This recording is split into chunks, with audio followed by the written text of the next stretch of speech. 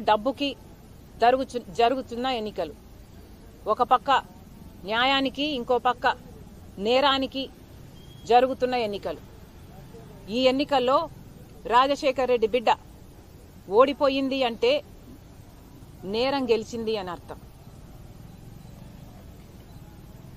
ఇంకొక అంశం జగన్మోహన్ రెడ్డి గారు నిన్న ఇంటర్వ్యూలో ప్రస్తావించిన అంశం రాజశేఖర్ రెడ్డి గారి పేరును సిబిఐ ఛార్జ్ షీట్ లో కాంగ్రెస్ పార్టీ చేర్చింది అని పదే పదే చెప్తున్నాము। ఇటీవల నాకు తెలిసిన విషయమే ప్రజల ముందు గత కొన్ని రోజులుగా బయట పెడుతున్నాము। కాంగ్రెస్ పార్టీ రాజశేఖర్ రెడ్డి గారి పేరును సిబిఐ ఛార్జ్ షీట్ లో చేర్చలేదు। వాస్తవం ఏమిటంటే అసలు రాజశేఖర్ రెడ్డి గారి పేరు ఎఫ్ఐఆర్ లో కూడా లేకపోతే సుధాకర్ రెడ్డి గారు ఎవరైతే ఇప్పుడు ఏఏజీగా ఉన్నారో కొనుగోలు సుధాకర్ రెడ్డి గారు అదే పనిగా రాజశేఖర్ రెడ్డి గారి పేరు కూడా ఈ కేసులో లేకపోతే ఛార్జ్ షీట్ లో లేకపోతే జగన్మోహన్ రెడ్డి గారు ఈ కేసులలో నుంచి బయటపడటం అసాధ్యము అని సిబిఐ కోర్టులో పిటిషన్ వేశాడు, హైకోర్టులో పిటిషన్ వేశాడు, సుప్రీంకోర్టులో కూడా పిటిషన్ వేశాడు। ఆ మేరకు సిబిఐ రాజశేఖర్ రెడ్డి గారిని పేరుని ఛార్జ్ షీట్ లో చేర్చింది తప్ప కాంగ్రెస్ పార్టీ రాజశేఖర్ రెడ్డి గారి పేరును ఛార్జ్ షీట్ లో చేర్చలేదు। ఇక్కడ గమనించాల్సిన విషయం ఏమిటంటే కొడుకయ్యుండి ఎంత దుర్మార్గం కాకపోతే సొంత తండ్రి పేరుని ఛార్జ్ షీట్ లో చేర్పిస్తాడు। చేర్పించిన వ్యక్తిని 5 రోజుల్లో 6 రోజుల్లోనే ఈయన ముఖ్యమంత్రి అయిన 6 రోజుల్లోనే ఏఏజీ పదవిని కట్టబెడతాడు। ఇది దుర్మార్గం కాకపోతే ఇది సిగ్గుచేటు కాకపోతే ఏమిటి అని రాజశేఖర్ రెడ్డి బిడ్డ రాజశేఖర్ రెడ్డి గారి అభిమానులు అడుగుతున్నారు।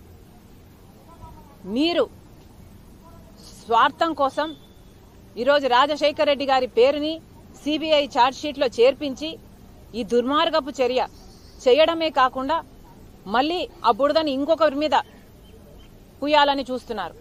ఇది సబబు కాదు। రాజశేఖర్ రెడ్డి గారి అభిమానులందరికీ మళ్లీ చెప్తున్నాం, రాజశేఖర్ రెడ్డి గారి పేరును సిబిఐ ఛార్జ్ షీట్ లో చేర్చింది జగన్మోహన్ రెడ్డి గారి మనిషి। జగన్మోహన్ రెడ్డి గారు ఆ మనిషిని పిలిచి 6 రోజుల్లోనే ఏఏజీ పదవిని ఇచ్చారు। ఇది దుర్మార్గం కాకపోతే ఏమిటో తండ్రి పేరుని ఛార్జ్ షీట్ లో చేర్పించడం దుర్మార్గం కాకపోతే ఏమిటో ఆంధ్ర రాష్ట్ర ప్రజలందరూ ఆలోచన చేసుకోవాలి। ఇంకొక అంశం కూడా ప్రస్తావించారు జగన్మోహన్ రెడ్డి గారు, కాంగ్రెస్ పార్టీ చంద్రబాబు గారి చేతిలో రిమోట్ కంట్రోల్,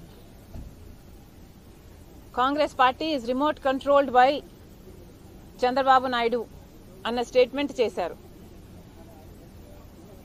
జగన్మోహన్ రెడ్డి గారికి రిమోట్ కంట్రోల్ల గురించి బాగానే అవగాహన ఉంది।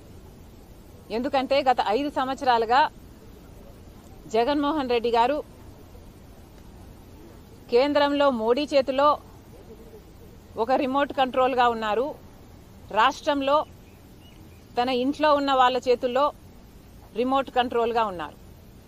ఇద్దరి పేర్లు బీతోనే మొదలవుతాయి, బీజేపీ అయినా ఇంట్లో ఉన్న వాళ్ళైనా। మీరు రిమోట్ కంట్రోల్ గా మారి ఈరోజు మోడీకి ఏ బటన్ నొక్కితే ఆ పని చేసి పెడుతున్నది మీరు కాదా?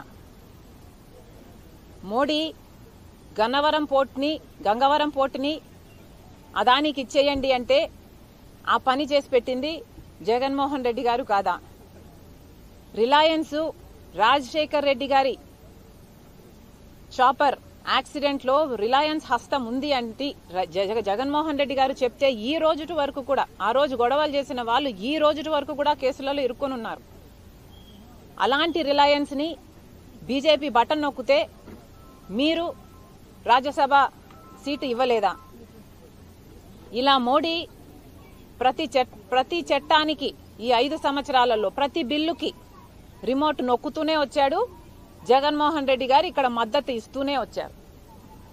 ఆఖరికి మణిపూర్ ఘటనలో కూడా నో కాన్ఫిడెన్స్ మోషన్ లో కూడా జగన్మోహన్ రెడ్డి గారు మోడీకి రిమోట్ కంట్రోల్ గానే వ్యవహరించారు। జగన్మోహన్ రెడ్డి గారిని సూటిగా ప్రశ్నిస్తున్నాం, మీరు రాజశేఖర రెడ్డి గారి వారసుడా, మోడీ గారి వారసుడా? నిర్మలా సీతారామన్ లాంటి నాయకురాలే ఈరోజు చెప్తున్న విషయం మోడీ దత్తపుత్రుడు జగన్మోహన్ రెడ్డి అని.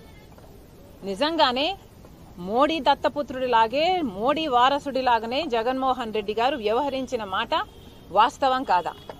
రాజశేఖర రెడ్డి గారు జీవితాంతం బీజేపీ పార్టీ వ్యతిరేకి, బీజేపీ సిద్ధాంతాలకు వ్యతిరేకి. ఎందుకంటే బీజేపీ పార్టీ ఒక మతతత్వ పార్టీ కాబట్టి. మతం పేరుతో చిచ్చు పెట్టడం, ఆ మంటలో చలి కాచుకోవడం బీజేపీకి అలవాటు కాబట్టి.